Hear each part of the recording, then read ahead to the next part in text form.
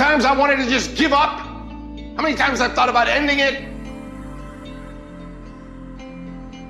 Life is hard. Easy, it's not an option. But it's worth fighting. It's worth believing. It's worth giving yourself a chance. It's worth mustering yourself up, standing up inside yourself. It's worth fighting relentlessly, never giving up. It's worth fighting a good fight. It's worth being around motivated, positive people. It's worth being up-tempo. It's easy to have faith and feel good when you're feeling good and you have no pain and your bills are paid and you got a clean bill of health from the doctor. It's easy to be motivated then. But when that's not the situation, it's hard. When you look in the mirror and you don't see the person that you once saw. It's hard. I know it's hard, but do it hard.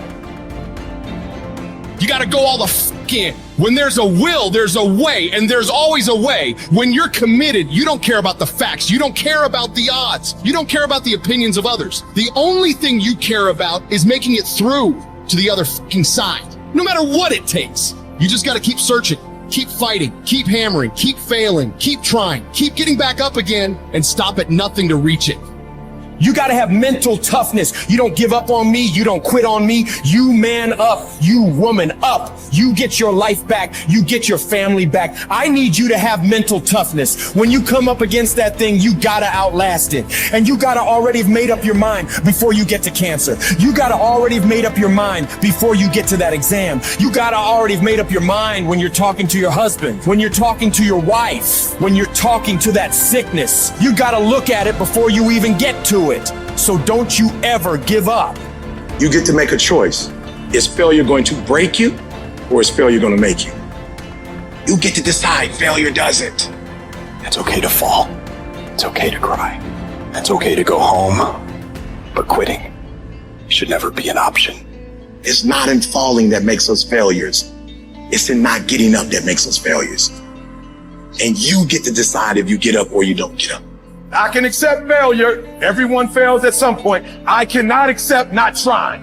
I don't feel rejected. I tried. How do you feel rejected when you try? The person who didn't try should feel rejected. The person that didn't try should feel defeated. I tried. I don't feel rejected. I feel good about myself. I don't feel bad. I gave it 120%. You can't never feel bad when you put forth 120%. You can't let the outcomes make you feel whack. I'm not whack. I'm a warrior. I'm a problem solver. I'm not soft. I'm not weak. I don't quit. I don't give up. I don't surrender. I don't always win, but I always try. When you believe with everything in you that you are destined for greatness, you will find a way. You turn a tragedy into a triumph, despair into repair, pain into gain, adversity into prosperity. You have to know that this thing is going to work. Come hell or high water, whatever it is that I set out to do, it may not happen in 6 months, it may not happen in a year, it may not happen in 2 years, but at some point, my dream is going to become a reality. I think about my why. I can't quit. I can't stop. I can't get tired. I can't give up. I can't give in. My mama counting on me. My wife is counting on me. When you ain't got nothing left in your tank, you got to think about the people in your life that you're doing this for. And then if you could think about them, you could go one more mile. You could go one more day at work. You keep going. You keep studying. You keep writing. You keep singing. You keep rapping. You keep boxing. You keep fighting. You keep dribbling. You just keep on keeping on. And if you persevere, every storm that's come, it will pass.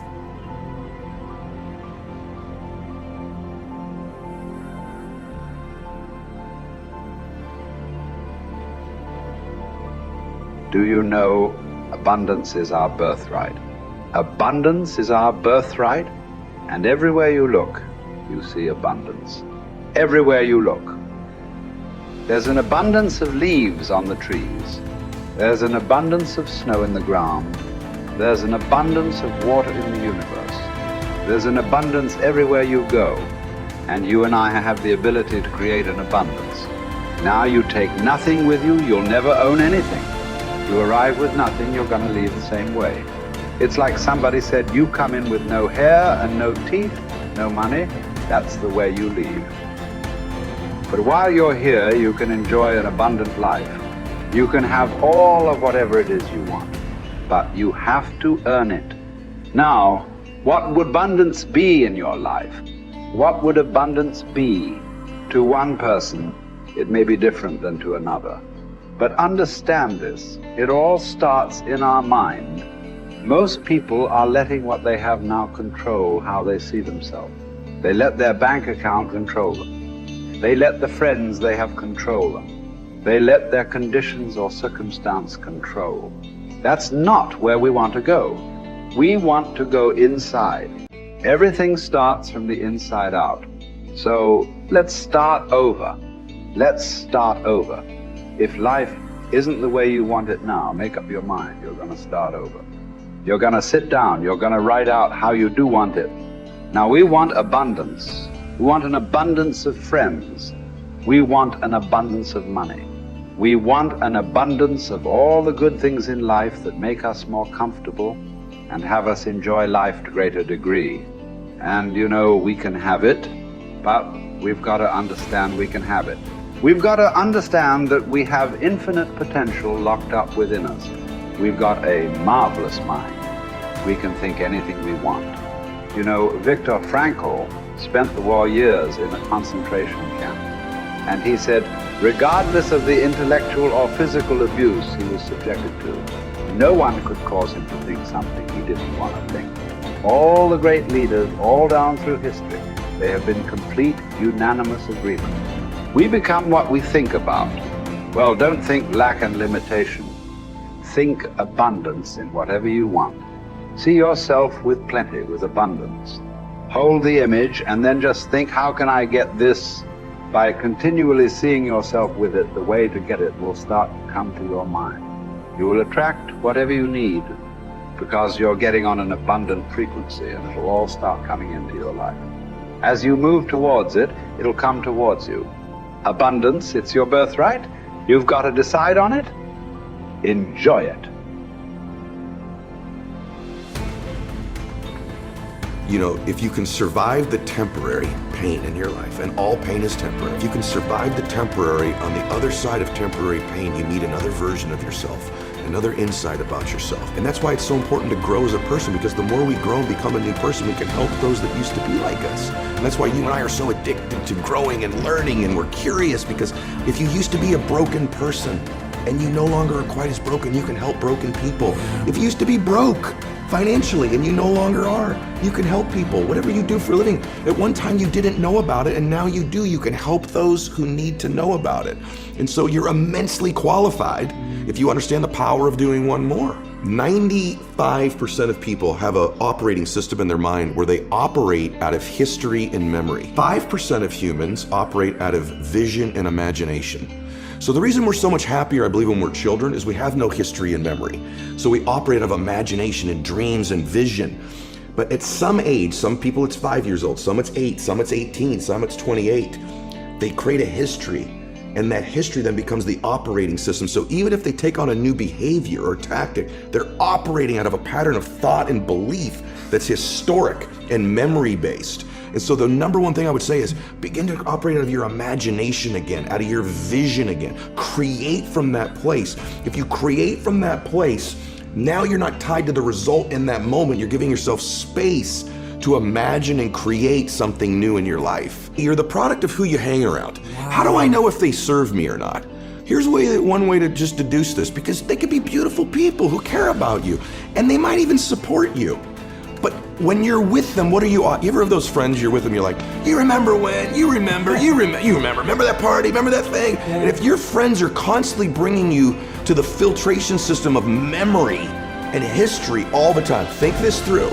How often are those friends saying, hey, what are you working on now? Where are you going? What's your vision? What do you want to create? And maybe that sounds hokey, but you and I have both our friends have the most amazing histories, and you can't get them to talk about them. No. You have to work, because what are they still doing? Yeah. They're talking about now and where they're going. Yeah. Their viewpoint in their life is being present and having a vision for the future. Yeah. A formula for misery, a formula for lack of creativity, lack of productivity is constantly being history and memory.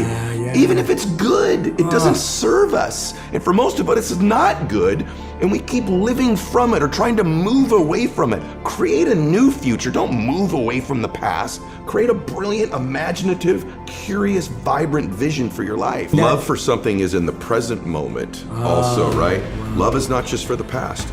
And it's funny how important one day is, man. When my dad got sick, my dad got cancer. When he first got sick, he goes, hey, my dad was a dude. He goes, look, I'll fight this one time. Okay, I'll do your little chemo and your surgery, but I'm not gonna pour poison into my body. I'm not gonna lose my hair. I'm not gonna deteriorate. I'll give this thing a shot once. If it doesn't work, I'm out. That led to 8 years of him fighting it. Chemo, radiation, proton therapy, surgery, chemo, experimental chemo, and he did lose his hair and he was in pain. And I'd say to my dad, Dad, you're suffering so much. You said you wouldn't suffer. He said, no, Eddie, I'm in pain, but I'm not suffering. I choose not to suffer. And I'm not suffering because I get to see my grandkids again. And I said, Dad, why are you doing this? And he said, you only understand the power of one day when you're threatened with never having another one. And I'll do anything for one more day. Get to be with you one more time. Give your mom a kiss one more time. Maybe I'll see one of my granddaughters get married. And he goes, I'll do anything for one more day. And when we begin to think of our life that way, the power of right now and having one more moment and one more minute is so beautiful. It's so blessed. It's so big. It's so amazing. Why would we spend that minute in history? Why would we spend that minute in the past when we could be fully present and creating the future?